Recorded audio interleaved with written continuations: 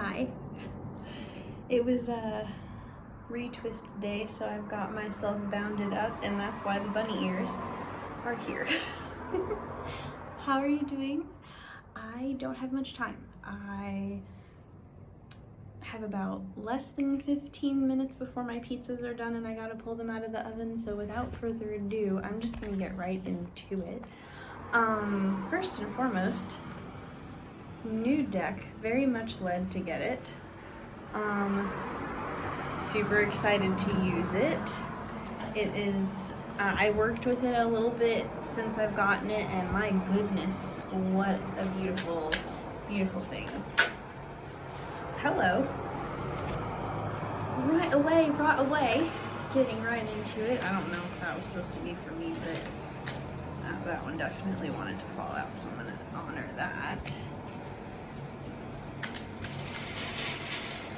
I hope everyone's been okay. My goodness, it has been quite the journey here.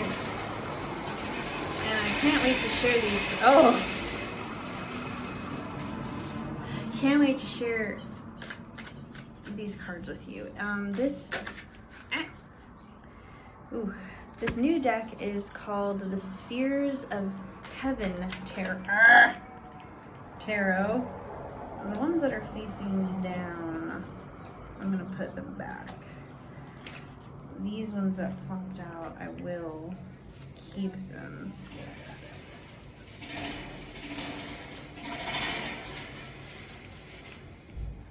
Not sure what's going on. Not too sure.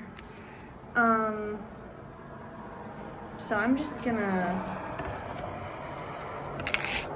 lay these out how I need to, you know? And I'm just gonna go with that because that's what I gotta do.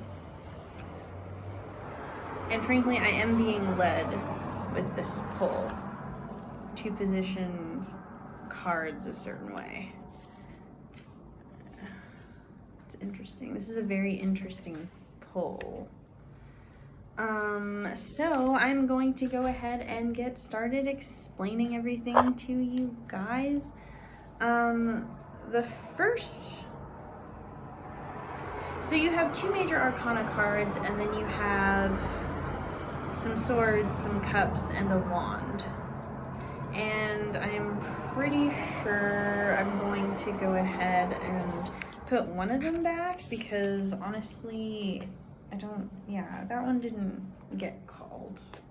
But,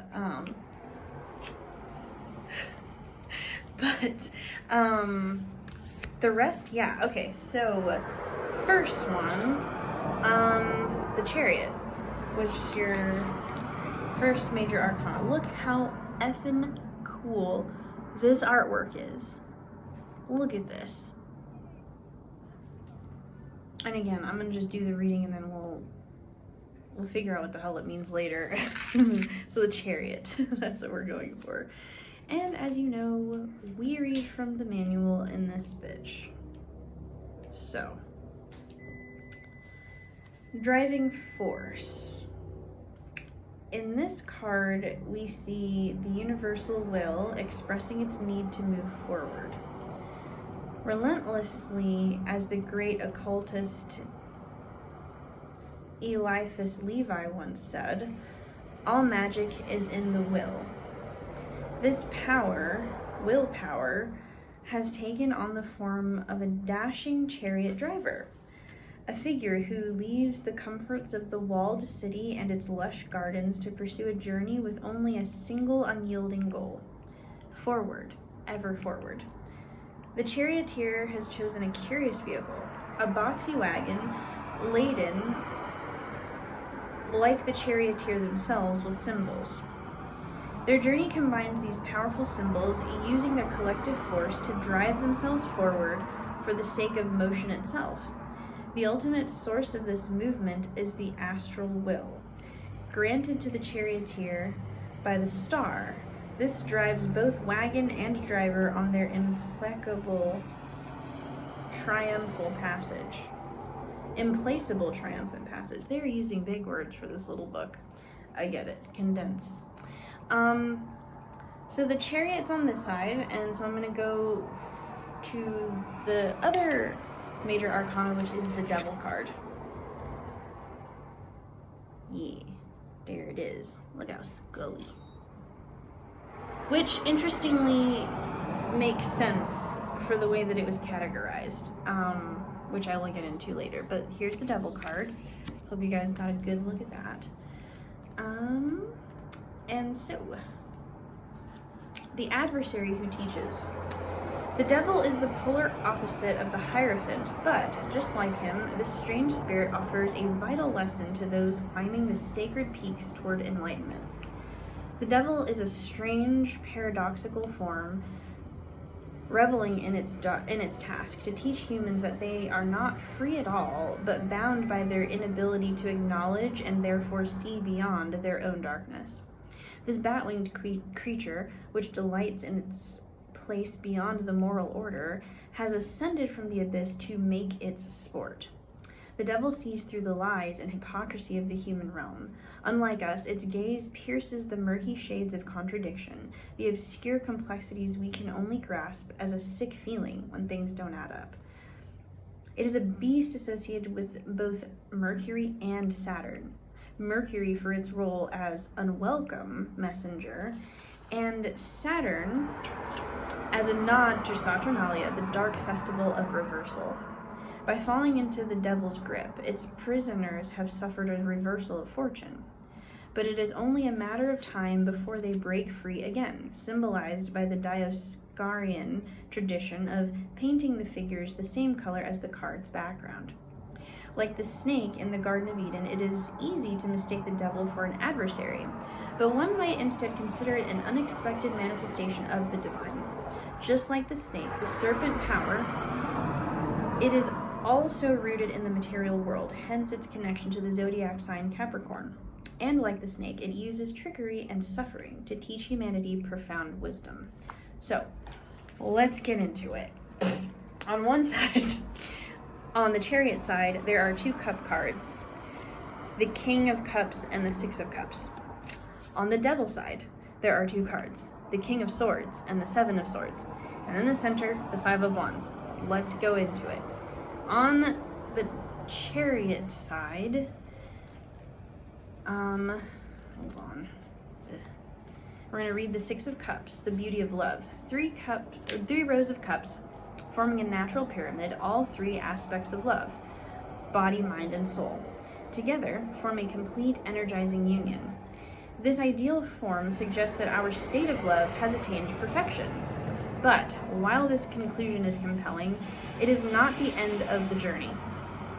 And the inverted sixth cup betrays this seemingly perfect union.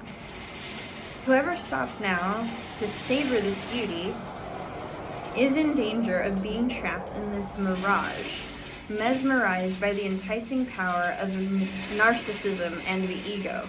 I'm gonna wait. I know my bitch ass phone picks up on the sound too, so anyways. This is a moment where one draws on relationship models from childhood or from nostalgic ideas of how love should be, models that can provide a helpful framework but can stop us seeing our relationships as they truly are.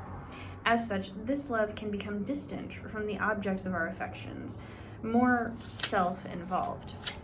Even reaching out, trying to reconnect this perfect love with others can be dangerous. Like two egotistic lovers who care for nothing but themselves, they might enjoy each other for a time, but will find true connection elusive. Alright, and then the King of Cups says, wisdom of kindness, the most traveled of all the kings. This ruler has seen the world and met everyone there is to meet. In his travels, he has learned that kindness can be the key that unlocks any obstacle. He would never use force or tyranny, as the harmony and balance of those he interacts with are of the utmost importance to him. To those seeking his support, he will offer his treasured wisdom. In his cup, he stores his precious feelings for those who thirst for peace, harmony, and companionship. The King of Cups can heal us with his kindness and teach us to flourish and grow with openness. Cool. So then we're going to switch over to the Devil card. The Chariot energy with these cups, let's see.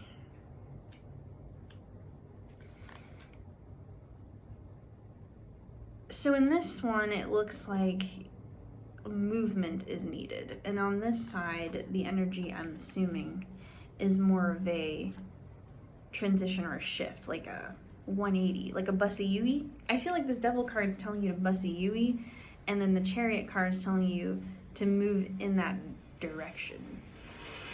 Which, I'll get there. You know me. I just be making asides even though I haven't finished the damn thing. Okay, anyways, so, 7 of Swords. Cutting into the inner silence. It's like everyone's coming and going right now. This is the final ascent. The peak lies before us. Now we must climb. While the journey of the swords often seems like a clear gem of pure reason, here we must instead empty ourselves, shedding all that prevents us from seeing the clear light within. This is an active process that must paradoxically be achieved by actively doing nothing. Okay, we are withdrawing from the material planes.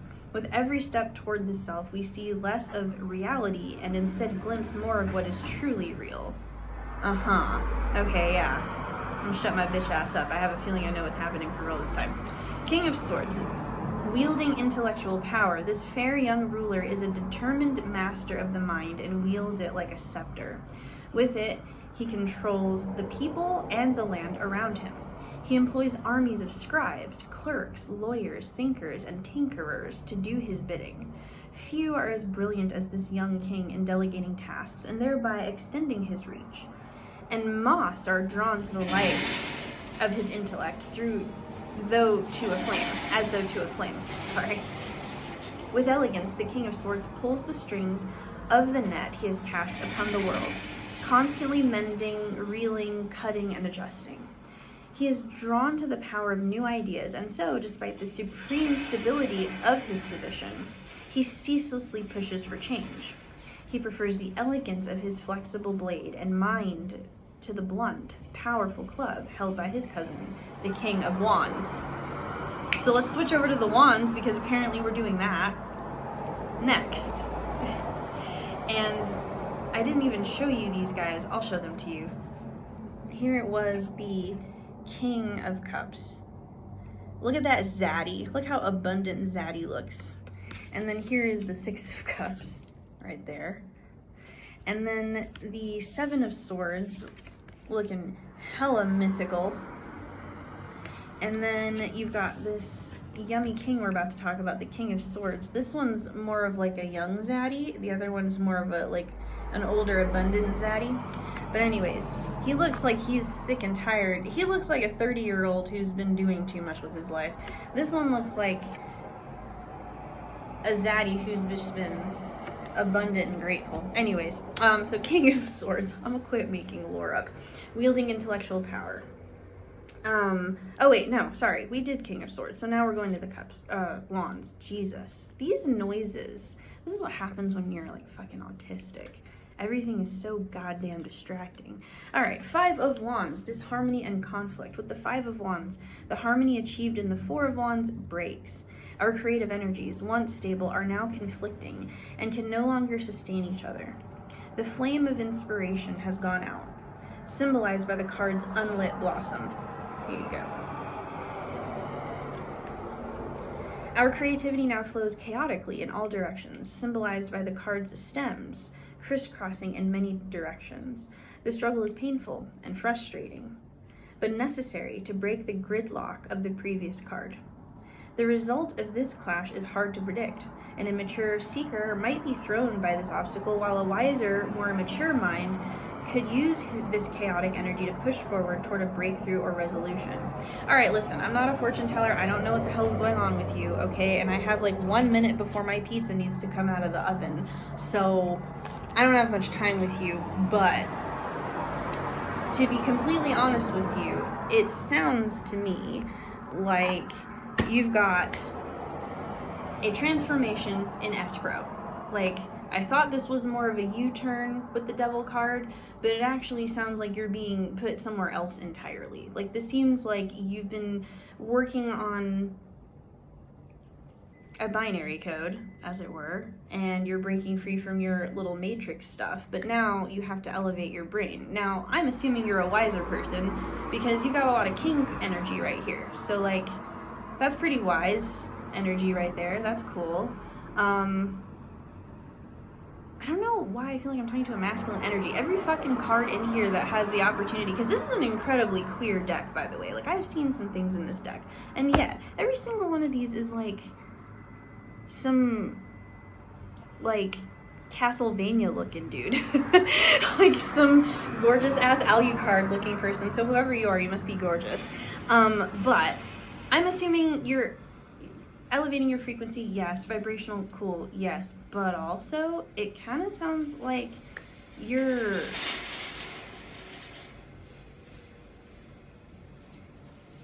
It sounds like you have transitioned into, like,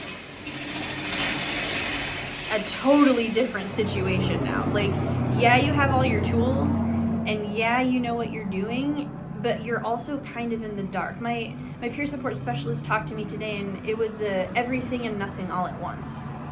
But you're about to have to be in that trusting space that you've been crafting for yourself, because we've been talking a lot about, like, elevating your frequency, and then you've been doing a lot of trust exercises with the universe. And now it feels like this trust exercise is about to put you in a space in general in your life where you're really gonna have to lean into that trust mode. Which, like, good for you. Look at you being all healed and trusting. Oh, my view is so good. The moon, amazing. The mountains, hell yeah. The horizon, mine. And I hope that that energy sticks with you. But yeah, anyway, sorry. Just wanted you to have that visual through me. I had to hurry up. My pizza's gonna burn. But I think, like,